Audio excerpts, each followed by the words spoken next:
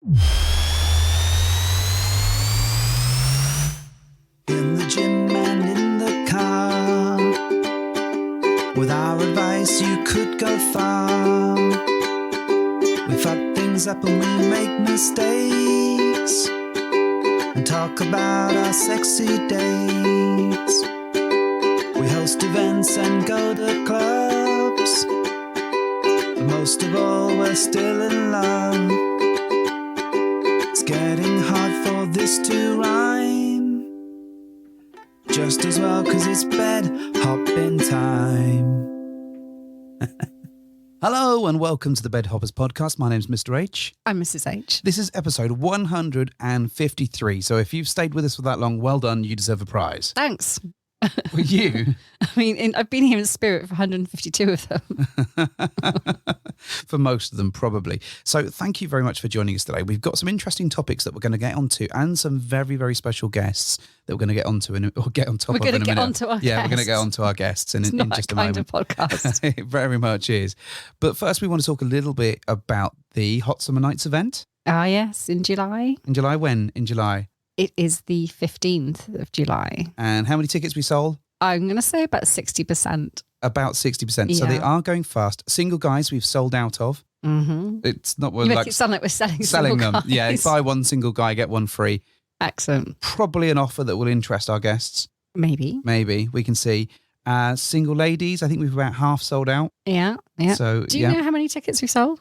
I don't know. It's a lot of tickets. Excellent. I mean, we've it's got a number. It's a huge number. We have already got over 100 and something people coming along to the event, but we've got space for more. So if you're interested in coming along, look up the details in the show notes, which I will put there, not Mrs. H. Excellent. Didn't know I had them.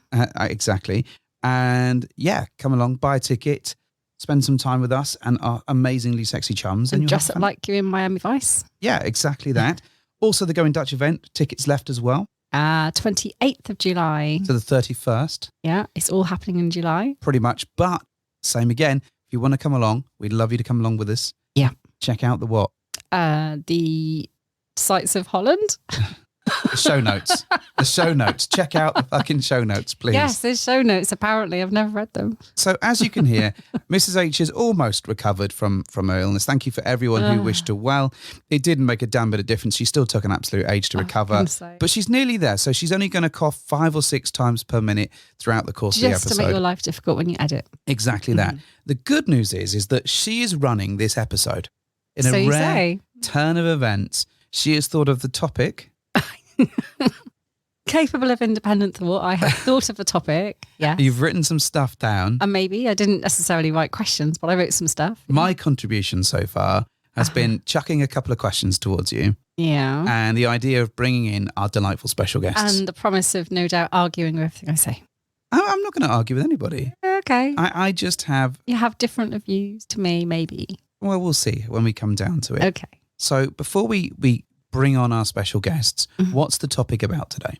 So the topic today is a bit of a big one. It's a bit of a deep one as well. Oh, I know. And it's going to be framed all around guilt. Guilt. Guilt. And when I say guilt, and you can associate that with shame, perhaps, but guilt is probably the more strong emotion at play here. And I'm talking about the guilt that we maybe feel in different aspects of our ethical non-monogamous journey so far. So guilt around trying to find the time away from your vanilla lives to go and spend time with your lifestyle companions, and how that kind of makes us feel with the various roles and responsibilities that we all have. Okay. So this Big, is right? Yeah. So it's a nice light topic, very light-hearted, very simple, We're going to have a bundle of laughs here, clearly. Well, I mean, clearly there's a reason why it's on my mind. Okay, for one. And, secondly, I've spoken to this subject about a number of, my friends, both in, the non-monogamous world and actually in the sort of vanilla world, if you like, because it's something that plays on my mind from time to time. A number of us are parents, carers, people with responsibilities for others. And, the number of times I found myself trying to arrange time and carve time out of my normal muggle world to spend time with other people makes me feel a level of guilt that am I maybe not spending enough time with my friends, my family, that kind of thing. And it occurred to me that other people may feel the same sense of guilt, and they do. So on that note, we've eschewed our family and everybody else to bring in our special guests and spend some time with them. I can see them checking their phones. They're having a whale of the time on the video screen in the background there. Please put your hands together, gentle listener. It would be great if you just start clapping randomly. No. I would love that. That would be fantastic. If you're on a train, if you're driving, probably not such a good idea. But Secret Stag, Secret Vixen, welcome back. Thank you for joining us today. Hello. Hello, we're back again. Yay! We love it. Wah, wah, wah. We just can't afford the klaxon anymore. The klaxon has been banned. There's no more klaxon allowed. No. We just don't have the budget for it anymore. That's what it was. I mean, we've spent all our time and money seeing you and therefore can no longer afford the klaxon. This is true. This is true. So I'm going to make every effort not to cough all the way through this. I can already feel cough brewing. So that sounds like a sexy voice. It does a little bit, doesn't it? It's me actually choking in the background, trying not to cough. Oh no! Don't choke. No. Okay. Right. So the reason I've brought you lovely people on is because I have had quite a few conversations recently with both of you about this very topic, and I was kind of like batting this idea around my head a little while, and I like to sit and chat to you two anyway about the various things that bother me or upset me or make me happy, and it occurs to me that we all have something in common here in that we're all trying to find time to spend time with one another, but at the same time we have dual lives. Really, we both have commitments, we both have families, we both have jobs, responsibilities, that kind of thing, and hopefully this has got some level of exposure to a subject which I think other people might benefit from hearing our experiences, certainly. So I'm going to dive straight in with some questions, if that's okay. Oh, exciting. Yeah, go for it. We're ready to roll. But before you do that, so you were having conversations with them both, right? Yeah. And rather in my head, you went, fuck this, we can't have this conversation now. We've got to stop this immediately. This will be gold for the podcast. Right, this level of inner pain is going to be fantastic. People are going to love it. Yeah. All the suffering all over the show. But we do have some very deep conversations together. We do. We also have some very nonsense conversations as well. Just putting that out there. And sometimes we just go deep. And there it is. There it is. He has to bring it back to him, doesn't he? We just go deep. Why was that about me? You tell me. Exactly. All right. What's your question? Go on. All right. Okay. So top of my list of, things that worry me and keep me awake at night sometimes. Do you think maybe that our ethical non-monogamous journey, and I hate the word journey, but it applies here because, your dynamic is very different to our dynamic, but nonetheless it exists in a non-monogamous world. Do you think these ethical non-monogamous hobbies that we both share make you a bad parent or a bad carer? You want to take this one? I'll dive in. Well, I guess I don't think it makes us a bad parent. Certainly not, because I think all of the benefits that we have, like our feeling of closeness to one another, our intimacy with one another, I think that's all wonderful actually for us as parents, because that it means that we're a lot happier, and I think we're more positive with our children. And I think it just feels like there's a real sense of positivity in our household because we're all having fun, we're all having a laugh. The sorts of pressures of other things, I don't think feel as heavy on us. I think where the guilt does come in and where I start to think, oh, maybe I'm not the best parent, is that there are times where I feel that I want to make time to be with like you guys and the lovely friends and people that we've made. And there are some times where our children might get invited to birthday parties and straight away I'm like, oh, great, that's another weekend now that I can't go and see my friends because I've got to be a parent. So in terms of, it makes me feel like quite a selfish parent, I would say, because of the fact that I do almost begrudge my children for having a social life because I want to have my social life, if that makes sense. It makes perfect sense. Yeah, but I don't think it makes me feel like a bad parent. It just makes me feel at times a bit of a selfish individual. Sort of as a counterpoint to that, obviously you mentioned, Mrs. H, our dynamic is somewhat different to yours. Mm-hmm. And the key point of that is that obviously we obviously had some wonderful swinging adventures, but we're usually ethically non-monogamous, mostly on your side, Secret Vixen. if that makes sense. Yeah. Where this comes into play with the children is that, yes, we have lots of intimacy together, and I think that's a beneficial thing. But when Secret Vixen is out on one of her adventures, this for me is probably my most difficult parenting dilemma, because usually, unless it's some sort of thing we've arranged in the afternoon, Secret Vixen will pop out in the evening time or in the early evening time when the children will still be awake.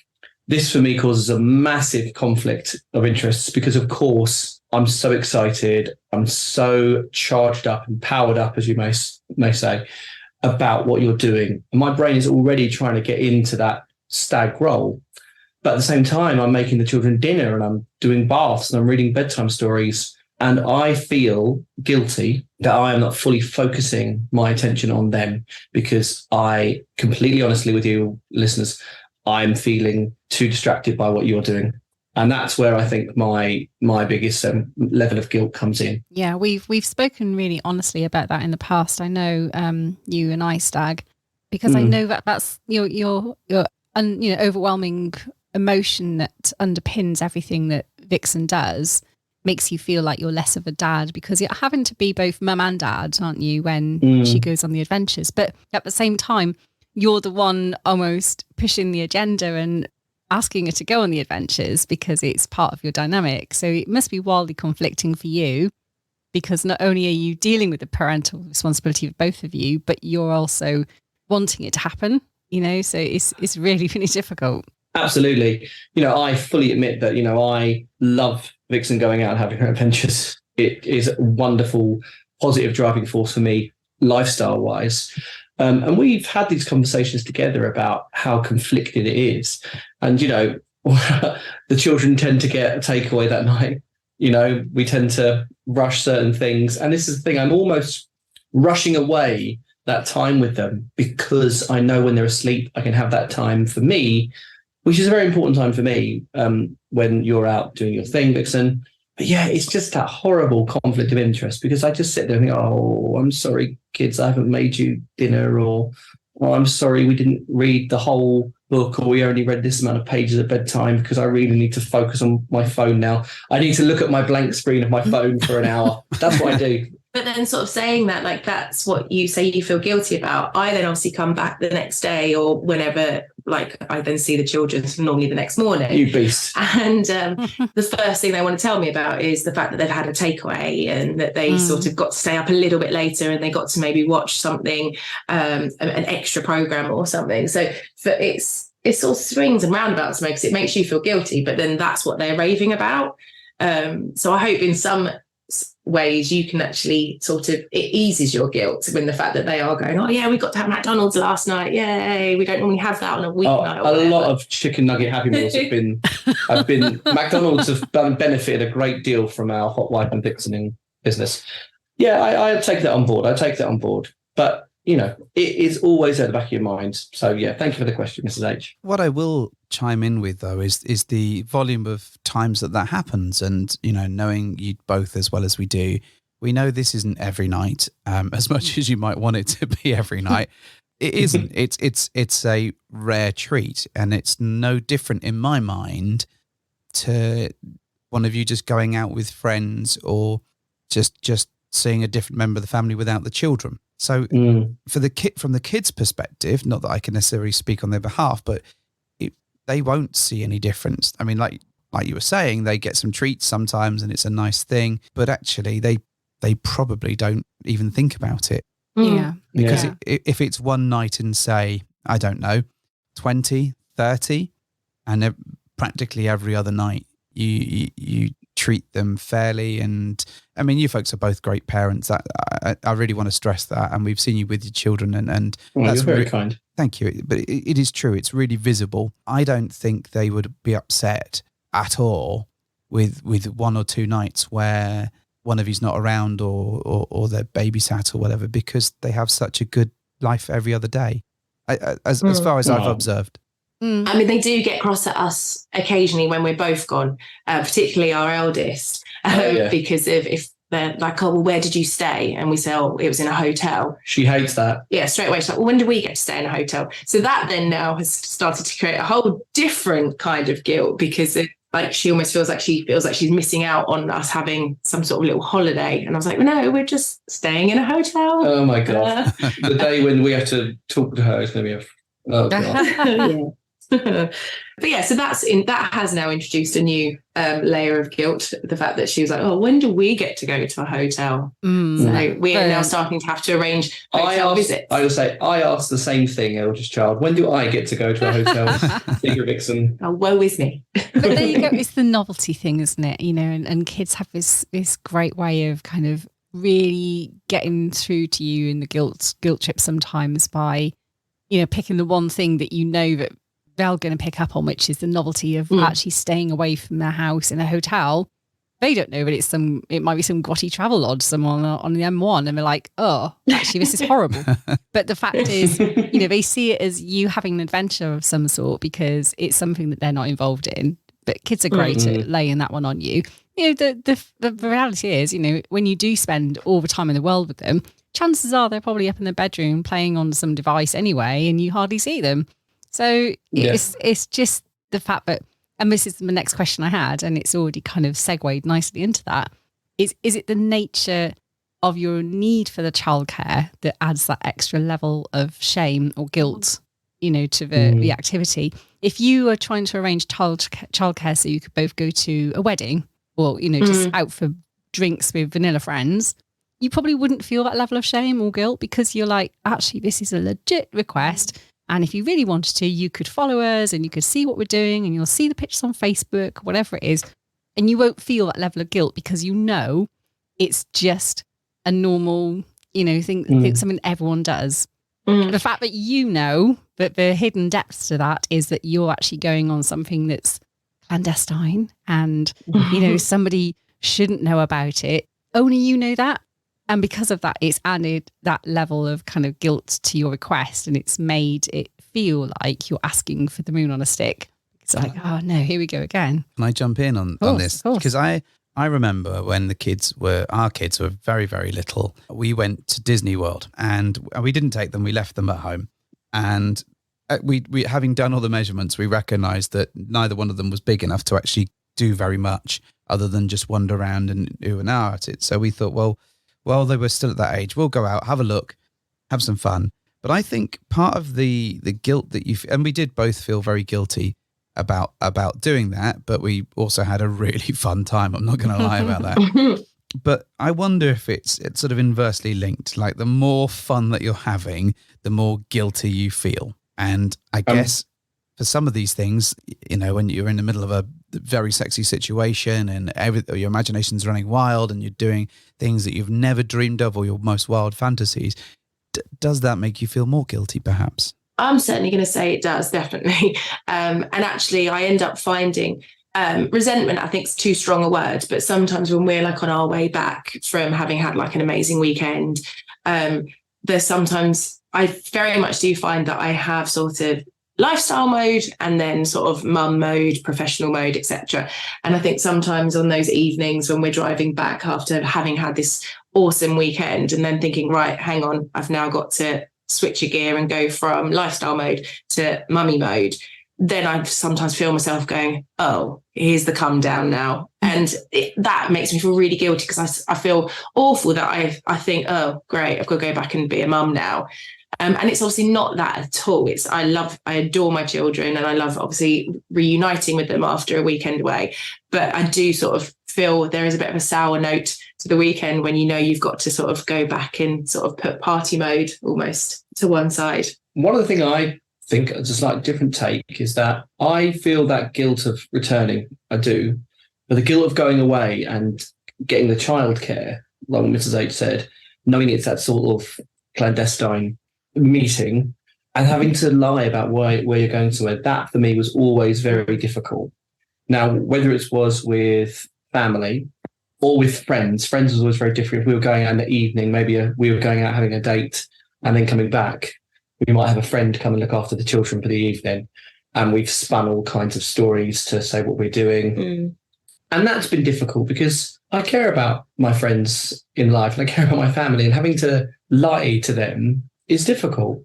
That's been really difficult. Yeah, I mean, we are now quite fortunate in the fact that actually fairly recently we did open up to Stag's mum. She had some suspicions and she called us out on it, and we were like, you know what? Yeah, we're going to be honest. And actually that has had an immense sort of impact on the guilt, because obviously we don't tell her all the details of what's going to be happening over a weekend, but she does now know that the sort of more of the nature of the weekends. And so we're not having to lie anymore. We're not having to suddenly make up birthday parties or charity events and all manner of sorts of different things that we've said in the past. Yeah. So that has definitely taken away a lot of the guilt, because we can actually be honest with her to a certain extent.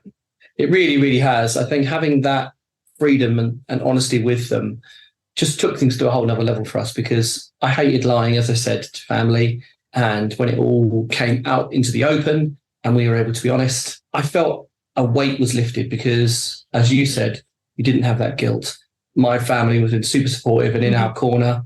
And yeah, they were almost excited to say, well, going on this adventure, it's going to be a social with lots of lovely new people there. Yeah, that's a good thing. Yeah, and we've even but not everyone can be that way. Not everyone can be out to family. That is true. And we're, as I say, we're very fortunate in the fact that there's even now a little bit of sort of tongue-in-cheek jealousy of us going away. Stag's mum has even said that she would love to be able to join. Oh my gosh, she'd love it. So yeah, that has obviously, that's made everything a lot easier in that respect. Yeah. So I mean, actually one of my further questions was going to be around the elaborate nature of the lies that we tell to secure childcare. You know, clearly must make the guilt even more unpalatable, because you know, you're having to come up with this lie again. And, you know, unless you're some kind of psychopath, no one really likes lying on a regular basis to loved ones. There's only so many young conservative parties that they can go to. Yes. You know, and lying is horrible. And then ultimately it'll trip you up as well one day, because you know I can't lie for shit anyway.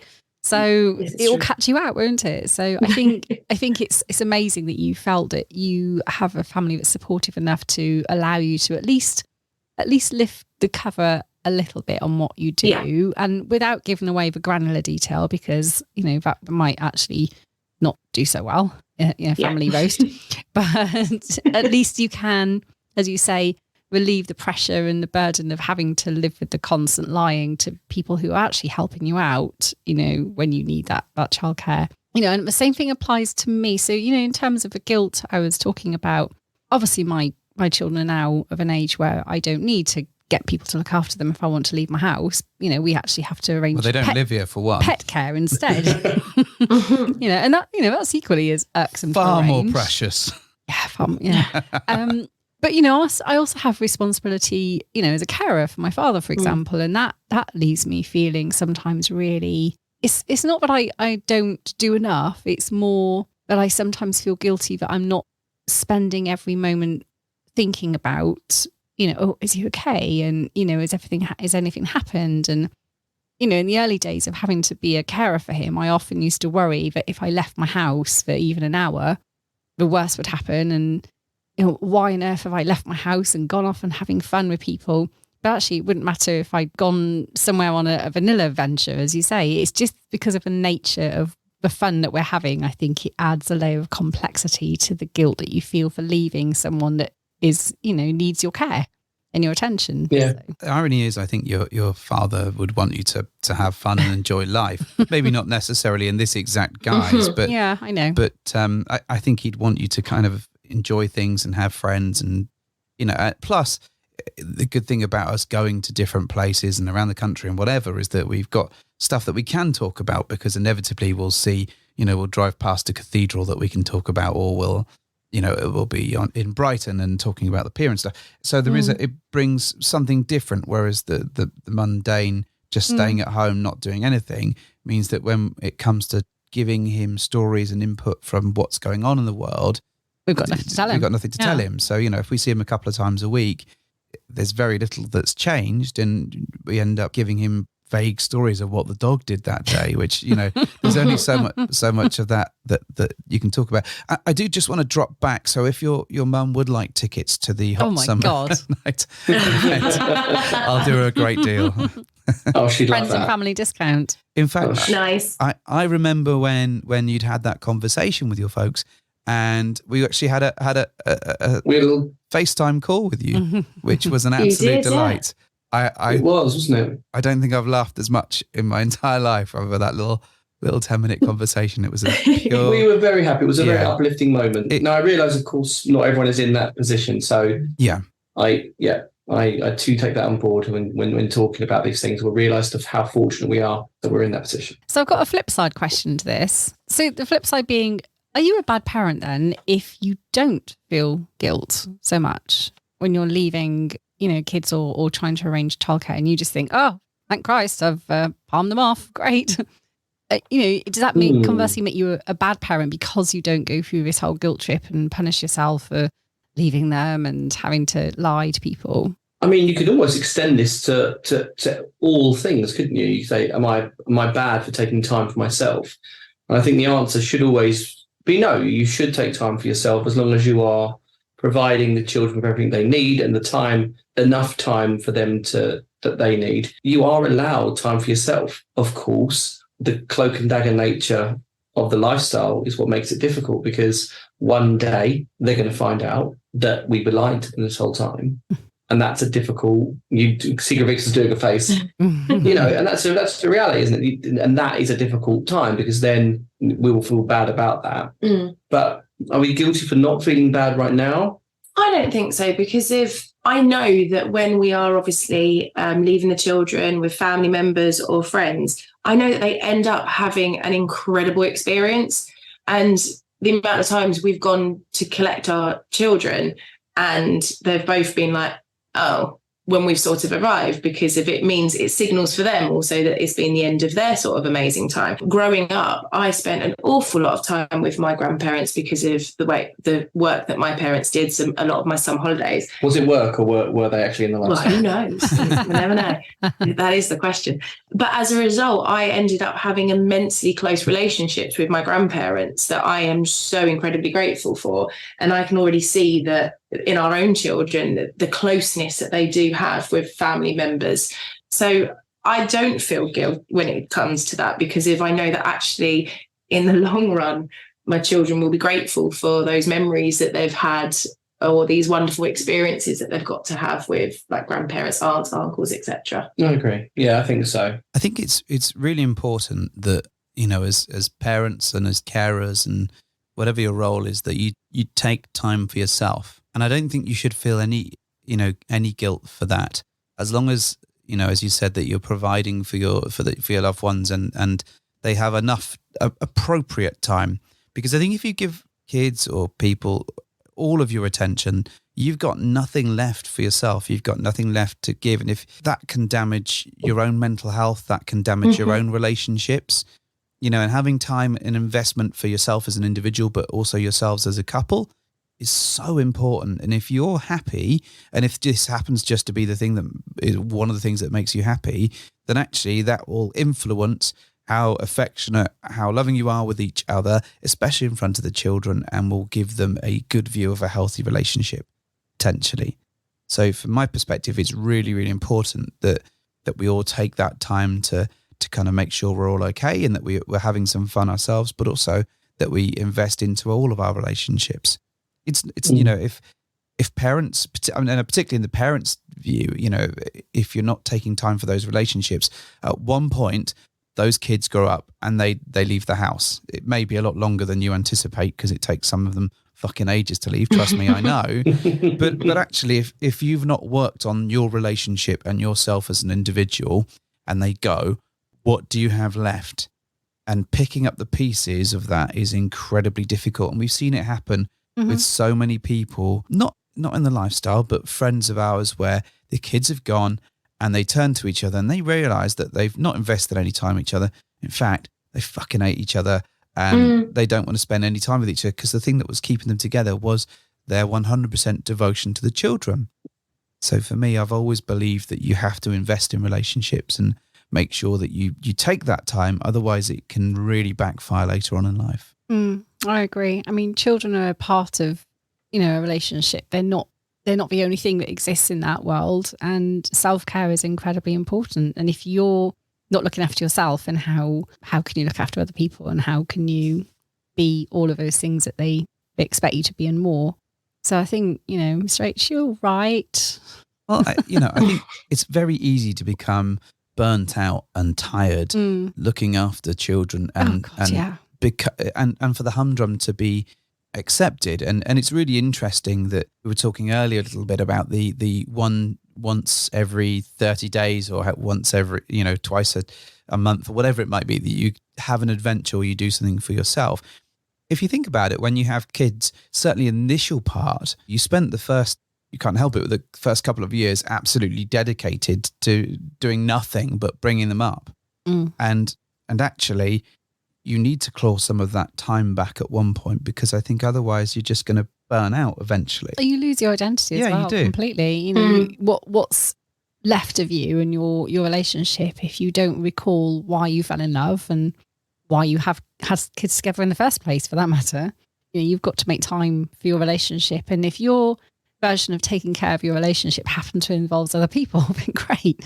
You should feel guilty for enjoying a hobby that gives you the extracurricular activity that brings you joy. But it's just, I think the difficulty is it invites judgment and provocation from others. If you were to say, oh, well, actually, we're not going away for the weekend, just, me and him, we're going away with 4 of us. And that's just how we want to, spend our time rekindling our relationships. I can't relax with less than 12 people now. God, imagine just spending time with me, eh? I know. All on your own. Shit. Not enough to talk about. What's your next question, wife?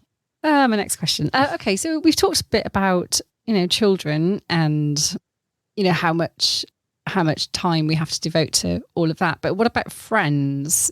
So this is actually quite a big one, because when you think about life before ethical non-monogamy, because everyone had presumably, a relationship of sorts that wasn't invested in playing with others. Okay, and in that world, we all had friend groups that had nothing to do with this lifestyle. And actually, at one point, we all really, really enjoyed that friendship with those people. And then all this came along and this lifestyle came along. And I suddenly realized that, wow, this is a new level of fun. And now I really struggle to go back into a world of spending time with people that actually we're not on the same page anymore. And I don't know if that's me, if that's just me moving on with wanting to do different things in my life, or if I've changed fundamentally as a person, or if I'm just being selfish. Or were your friends shit in the first place? Of course they weren't. Wow. They weren't shit. And this is the Some thing. of them were a bit shit. They haven't changed. I have. And that's the difficulty. And is it possible to navigate both? Or do I have to accept that actually some of my friendships can't coexist with my life now because we just don't have enough in common, or because I just don't make the time for them anymore because I'm having too much fun with my new life? This is very, very much where the guilt does come in for me. Yeah. I'd say more so than the parenting side.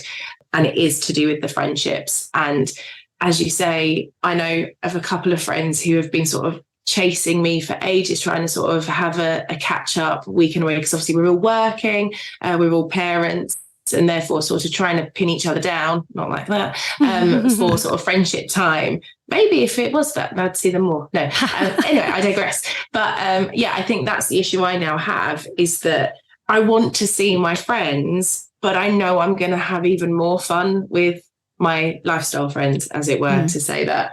Can I actually say, Secret Vixen has actually just received a text message from one of those friends. Oh, gosh. It's true.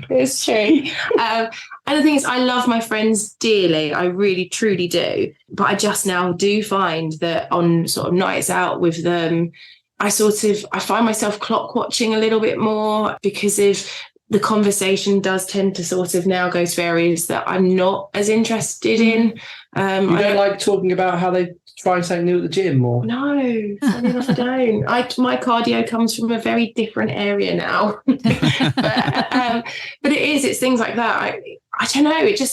I've said this before, that I sometimes feel like when you're talking to sort of your non-lifestyle friends, vanilla, if you want to use that term, is that it's very filtered. It's very filtered conversation. Whereas when we sort of do lifestyle, or if we're in a club and we're meeting like complete strangers for the first time, we will have a far more open conversation now with those people, because there's literally nothing to filter. We can sort of talk honestly, openly. I was about to say this exact thing. We were at a club only a couple of weeks ago and had a wonderful hot wife club experience. And we met a wonderful couple. We told them on the podcast, so if you're out there listening, hello. But we had such a wonderful, open and honest conversation with them. And we had literally just met them. Yeah.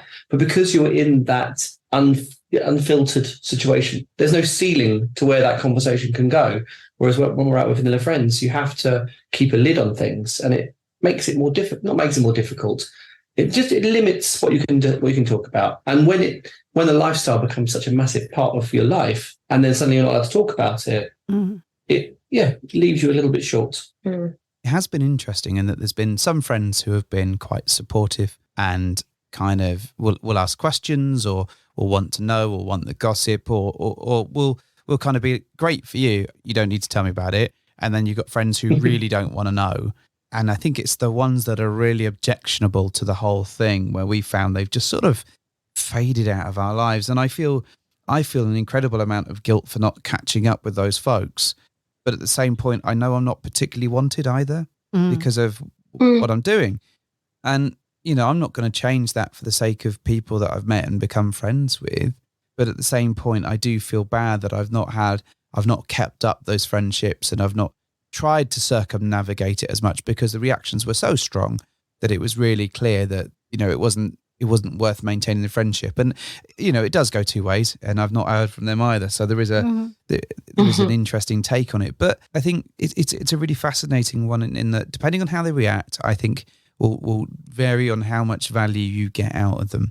And often, the people that we've chatted to and that have been supportive or interested have remained on the scene, certainly a lot longer. And I know Mrs. H has friends that know about this and talk about it, and some of them even appeared on the show. And likewise, with my sister, for example, who knows about all of this stuff, she's been on the show, wants the gossip about it. And not as a result, because she is my sister and she's family, but we have continued to remain as close as we ever have done, because we've been able to talk openly about some of this stuff. And that's the thing, fundamentally, we're the same people. It's just our lives move in different circles, I think. And some people want to accept that, and some people still want you in their life in some capacity. Others may not even know. And I think that's probably one of the hard things. So, Vixen, I'm not sure if the friends that you're referring to potentially might not even know about what you do outside of your... She does bad stuff. Right. She does bad things. Would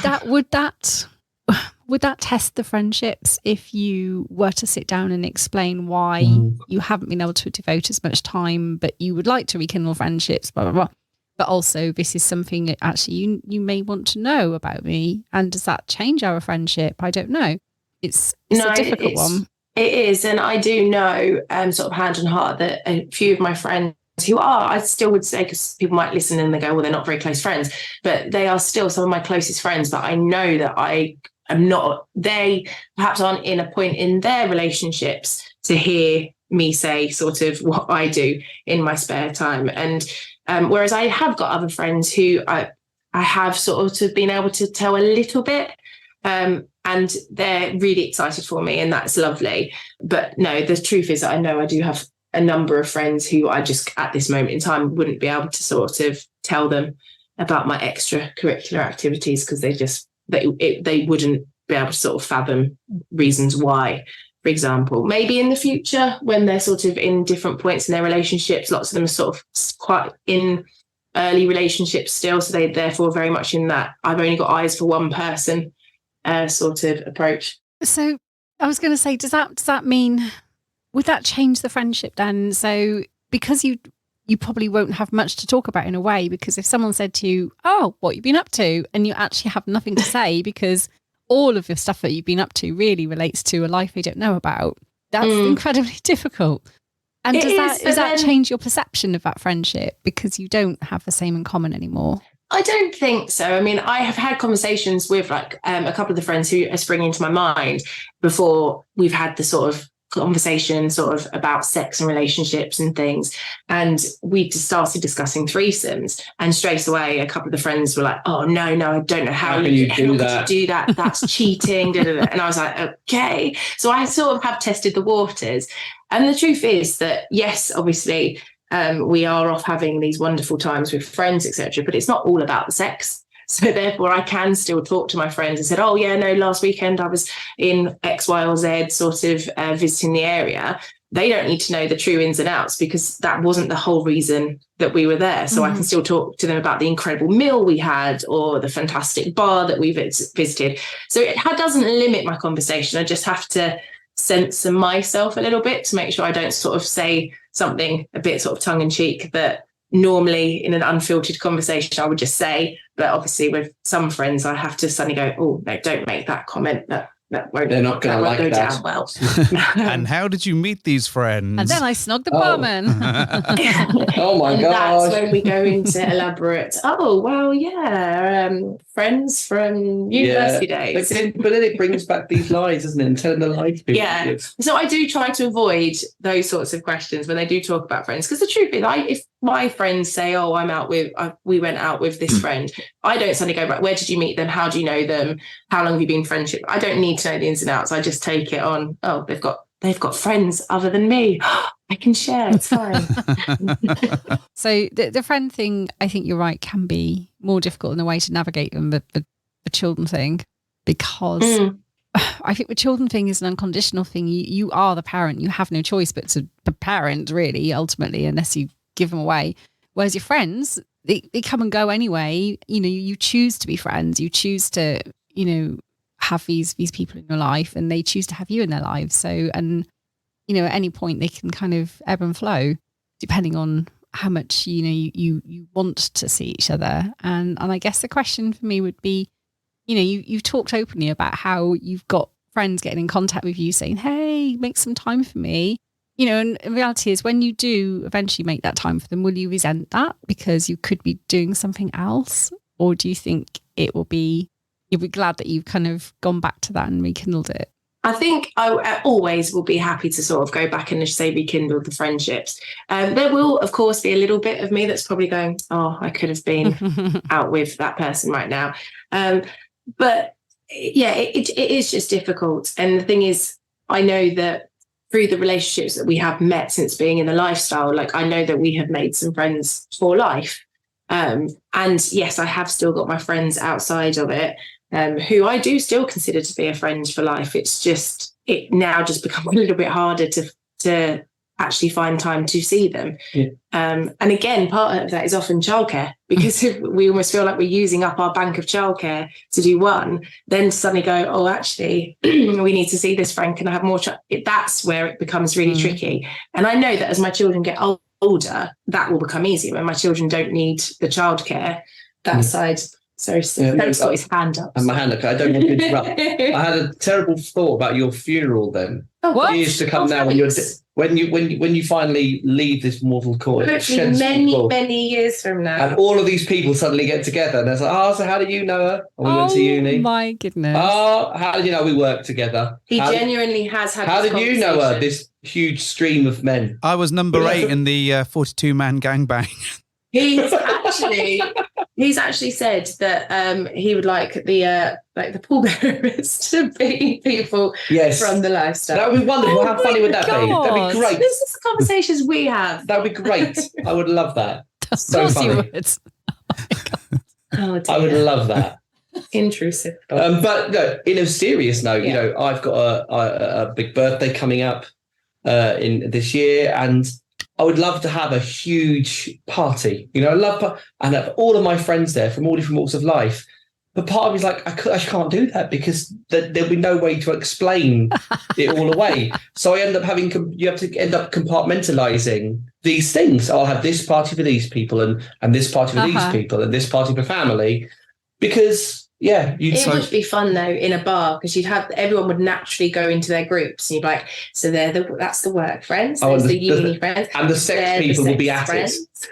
All kissing in the corner. People having sex over there by the bar. It would be like Book of Mormon for me. Have I told you about this great book that you can join and sign up for. Excellent. Oh my gosh. It's difficult not to be evangelical sometimes about this life, because, I've said the same to Mr. H in the past, and it really hit me when my mum died, and the outpouring of support and, the wonderful gestures of love from people I received overwhelmingly came from the ENM side of our friends. It was, Eminem. I know, but it was unequivocally supportive from that group of people, and conversely the friends that got in touch with me from a previous life, maybe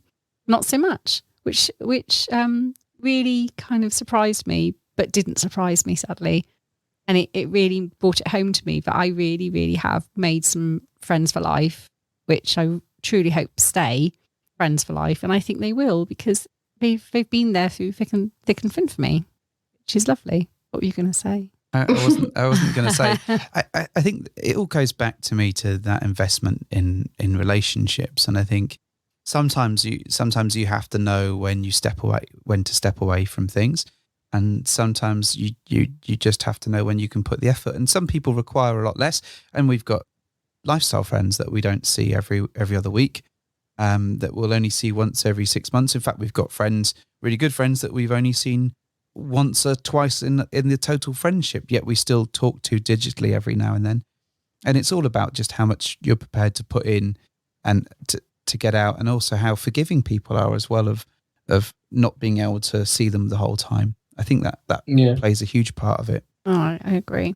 So we've covered off the kids and the parents and the friends now. So we haven't done the animals. We haven't done the animals yet. Oh, well, that is another ball game entirely. And I feel Mrs. H feels terribly guilty leaving her animals. Awful. The guilt factor is amplified considerably when it comes to leaving pets.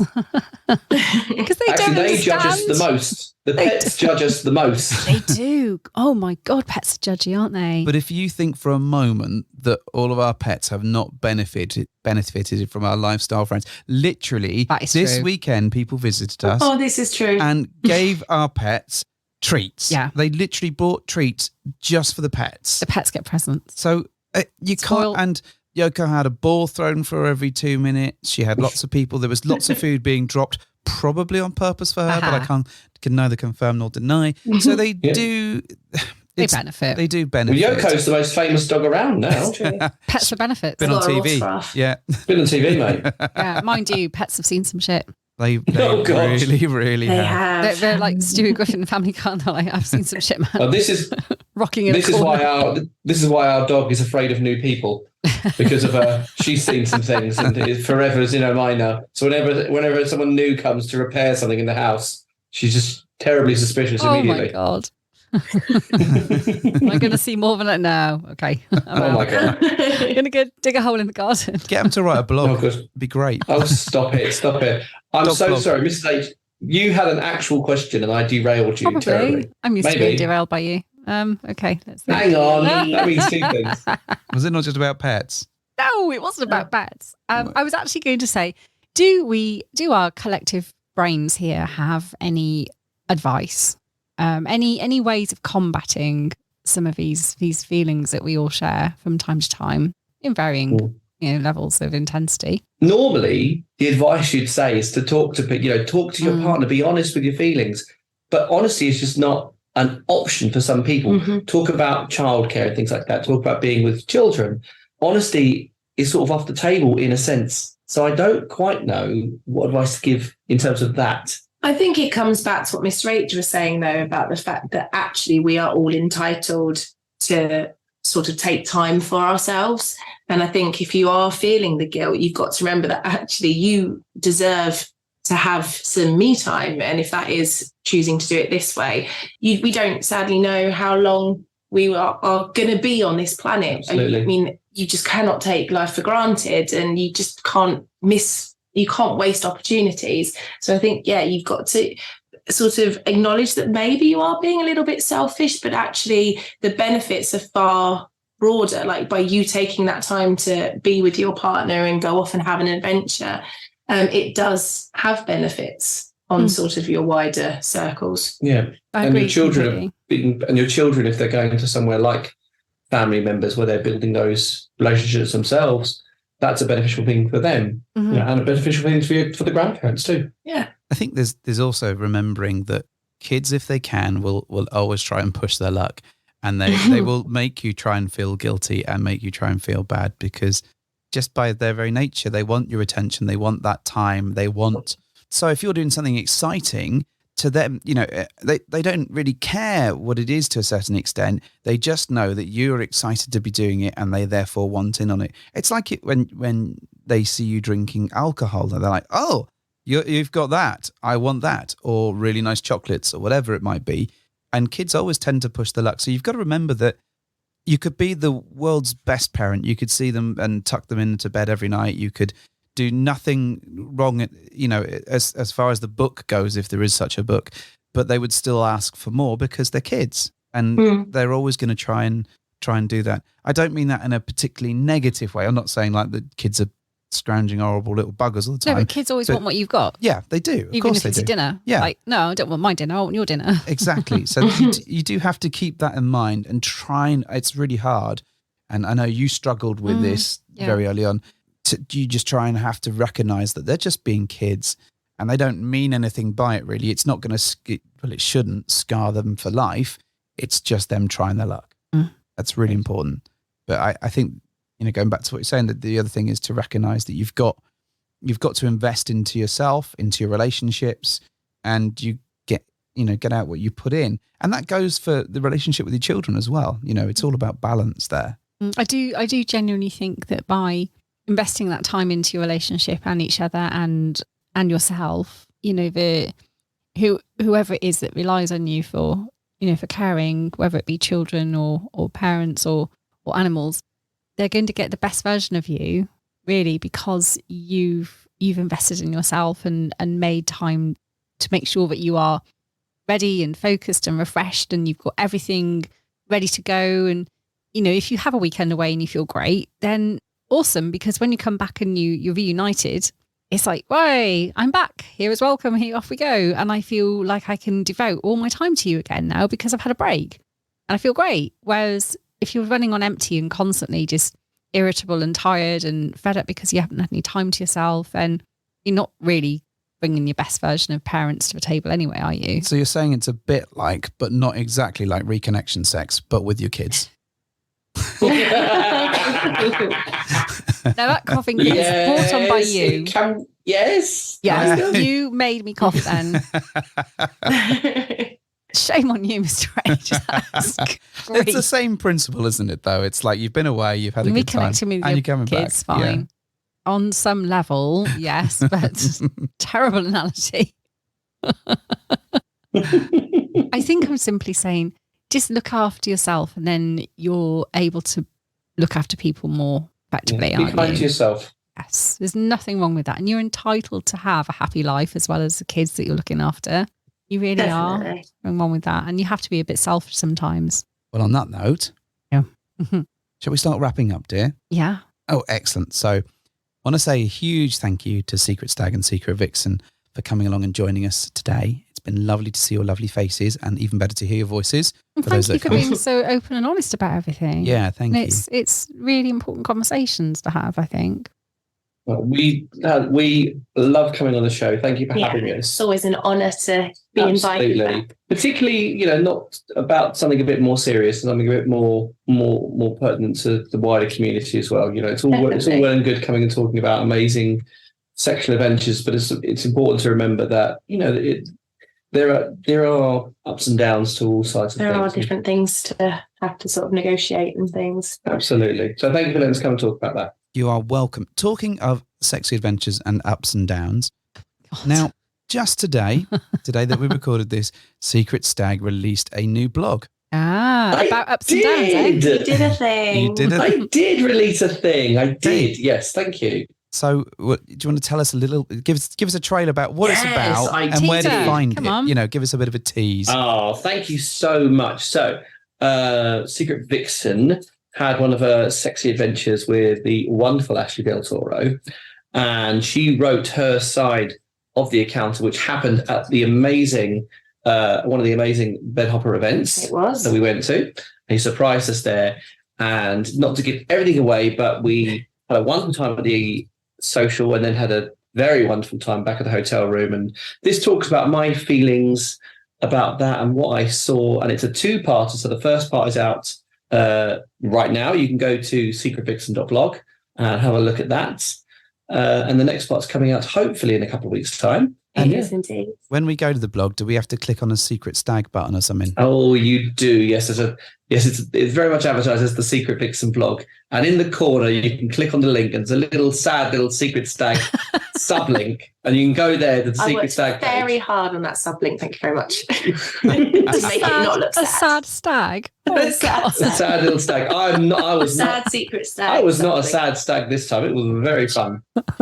And when do we think the second part might hit? Do we need to wait 6 months? Is it going to be soon? No, that is already written. I've already written it. I did it. But we don't want to be too generous. We can't just be one. No, because it means you've got to write the next one. This is the whole point. So I should buy myself some. But no, we're looking probably maybe 2 weeks' time. We will release that one. We don't want to get people overexcited and release it. So at the end of April, the second part's coming out. Think of it as a blog refractory period. Precisely. Before you go again. Yes. That's a delight. Well, thank you for the plug. You're very, very welcome. I recommend... Not that kind of plug, though. Well, one of you had to say it. I knew one of you was going to think of it. I wasn't going to say anything at all. I was just going to shout with the plug and say, he said, thank you for the plug.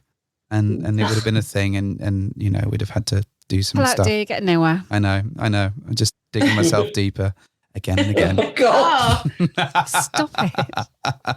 So, folks, absolutely do go check out the blog. It's really fantastic. And if you're thinking about the old hot whiffery and stag and vixen scenario stuff, it's a great intro to that and gives you some real good insights. Or if you just like naughty stories, go and read it as well. It's good for that too. So thank you, folks, for joining us. We'll see you very soon, I'm sure.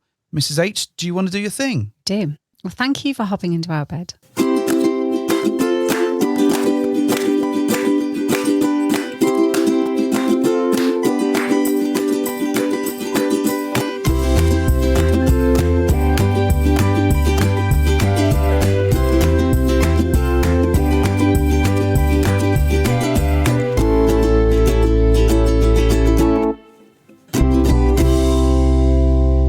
Bonus bit, Secret Stag's going to tell us a joke. Oh my God, is he? Yes. Hey, did you know about this? No, but I've got one ready. You just sat up like yes, I've been working no, on this. because he's always ready. No, he's always ready, isn't he? I thought these bastards are going to say ask a joke. You tell a joke at the end. So I've been trying to give good advice whilst thinking of a joke. And in the process of saying of this sentence, the joke has gone. You've forgotten the joke? No, it's back. Why did the chicken cross the road? Oh, no, but it's like the sound the chicken makes. And you wonder why I go off and seek adventures elsewhere. That's what I had to come back to. I'm fairly sure you saw that on a TikTok. I saw it as well. Hilariously, we this joke I've heard before, and we both saw it on the same TikTok on the same day, and both told each other that we had a joke. And it was the same joke. The same joke. Well, have you got a joke then, Secret Vixen? No, I don't have a joke. You don't have a joke? No. No, I don't. No, I'm sorry. I just scorn at other people's jokes. Yeah, that's about right. Maybe I am the joke. You are the joke? Maybe I am. Nah. You're more of the punching line than the punchline itself. I'll take it. I had heard that. Oh.